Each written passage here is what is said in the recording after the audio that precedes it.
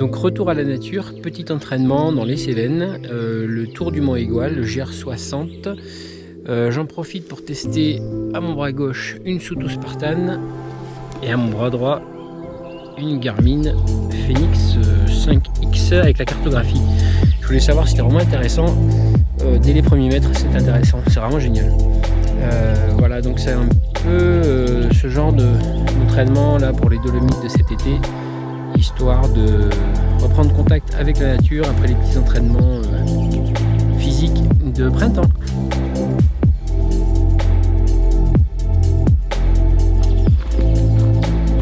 Là je suis donc dans les Cévennes et c'est un coin que j'adore. J'ai découvert ça il y a quelques années et c'est vraiment coup de foudre pour cet endroit. C'est sauvage, accueillant, des fois effrayant. Il y a vraiment de tout, de la montée, de la descente, de la caillasse, de la prairie. C'est vraiment un endroit que j'aime beaucoup.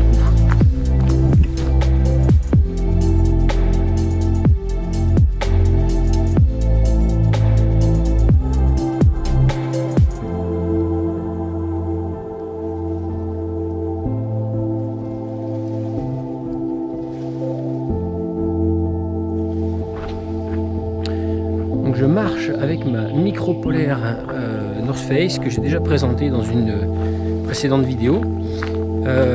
J'ai pris aussi ma veste de pluie de chez Odlo dont je vous avais prévu un retour d'expérience, mais il n'a pas plu. Là c'est très nuageux, donc je préférerais ne pas faire de retour d'expérience.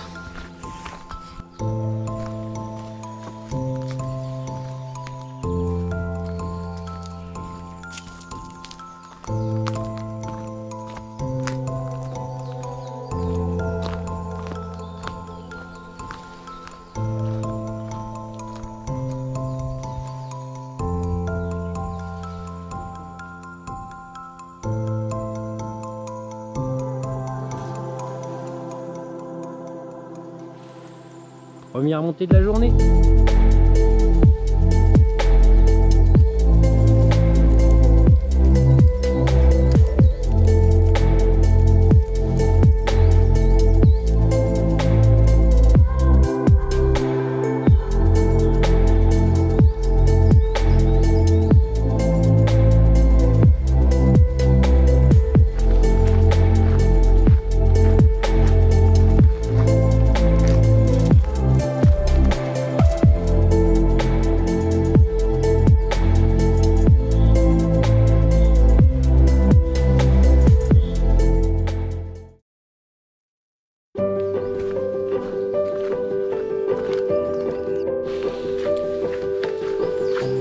Deuxième jour, il a plu toute la nuit, j'ai dormi 12 heures, ça fait du bien, il a fait froid, humide, et c'est reparti, direction d'Orby, Saint-Sauveur-Camprieux.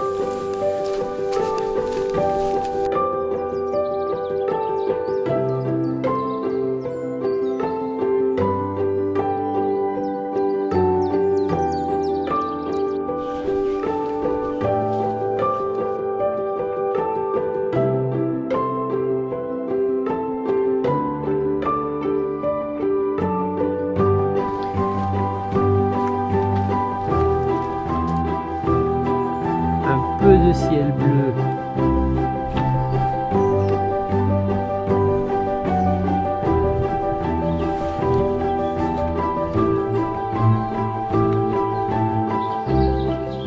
Ce qui est très sympa dans les Cévennes, c'est l'alternance de forêts complètement fermées. Vous êtes vraiment en sous-bois, c'est très sombre, quasiment il fait nuit. Et après vous passez dans des passages comme ça très aérés, où il n'y a plus d'arbres. Il y a beaucoup de végétation basse, c'est très très sympa. Il y a une grande diversité de paysages. Et nous voilà de retour en sous-bois. Ça glisse. Il y a de la mousse partout.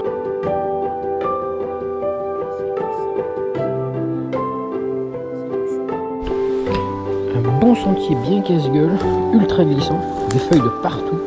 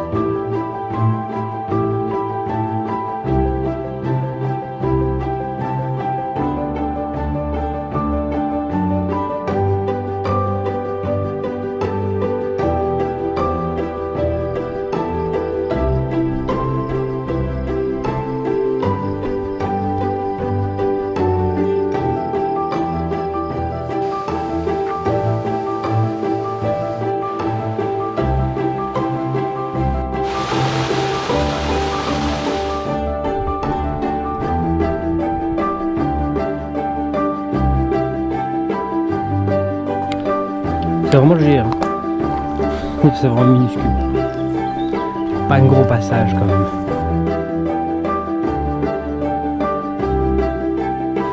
Ça y est, je teste ma veste de pluie. Il était temps.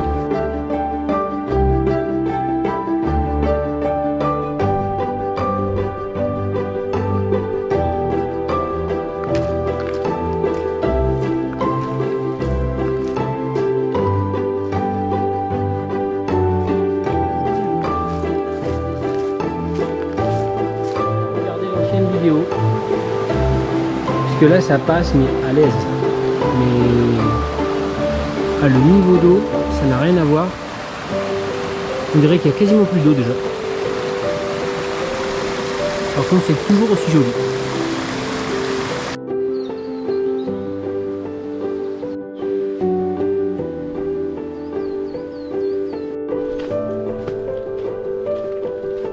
Ça peut paraître petite étape à l'auberge du bonheur, elle prend bien son nom. Et oui, il fait presque beau.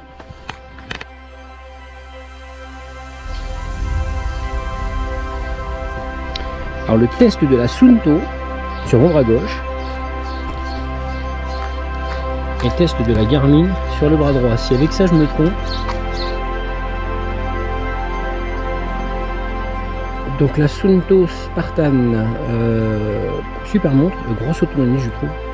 Pourtant c'est pas la plus récente. Gros défaut pour moi, il n'y a pas de fond de carte. Alors ça paraît tout bête. Mais en fait, puisque j'ai pas pris de carte avec moi, ou j'ai juste un topo mais c'est pas génial, je peux pas savoir quand il y a les routes si c'est vraiment celle du milieu, s'il y en a plusieurs, voilà, c'est un petit peu tendu. Mais vraiment super montre, ultra facile à utiliser. Vraiment sympa.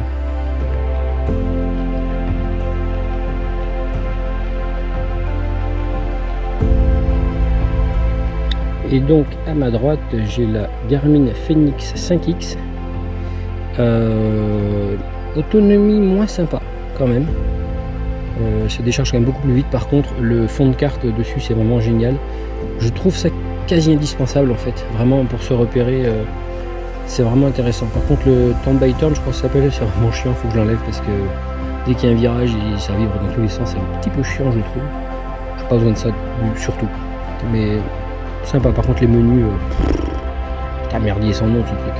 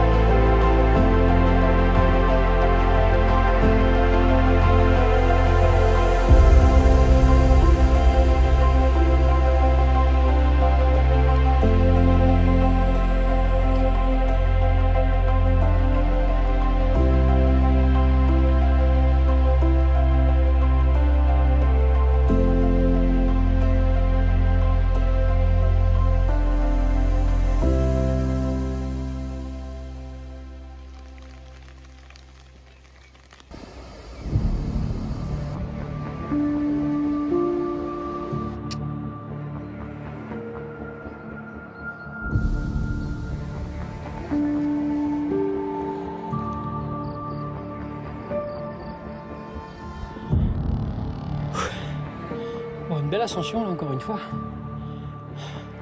Bon, ça se fait bien, c'est très marchand. Voilà les beaux sentiers auxquels j'ai droit. Merci Météo France encore une fois, à la demi-heure près c'est impeccable. Bon, petite ondée prévue, un petit peu.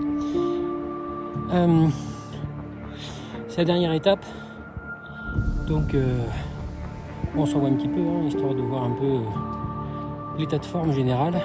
Pour l'instant ça va.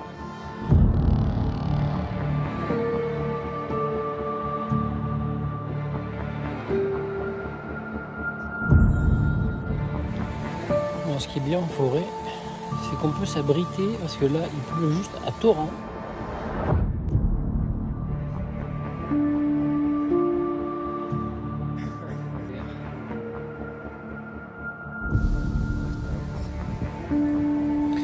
Voilà, toujours mon porte GoPro ultra pratique, sauf que ma GoPro a complètement bugué et je ne peux plus filmer avec. C'est pour ça que je filme avec l'iPhone là que j'avais dans ma poche. J'espère que rien de grave dans ma GoPro et que tout ce que j'ai filmé est bien filmé et bien en sécurité.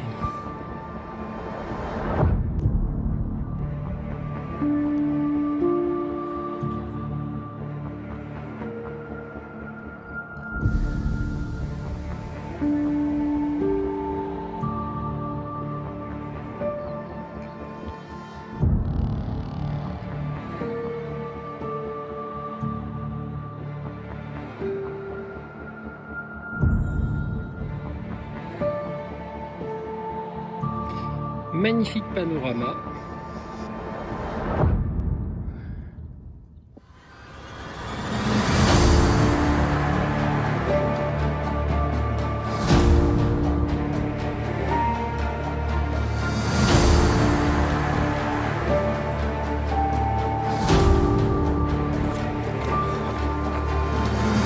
Dernière petite étape.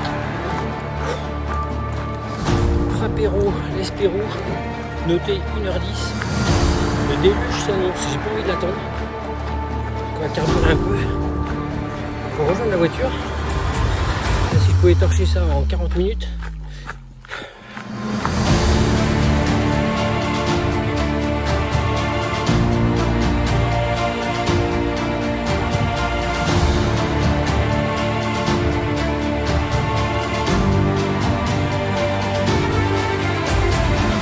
Beau pierrier, bien casse-gueule.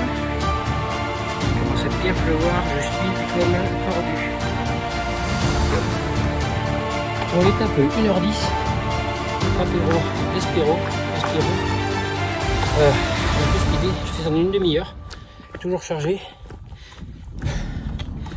Et au moins, je arrive avant la grosse pluie.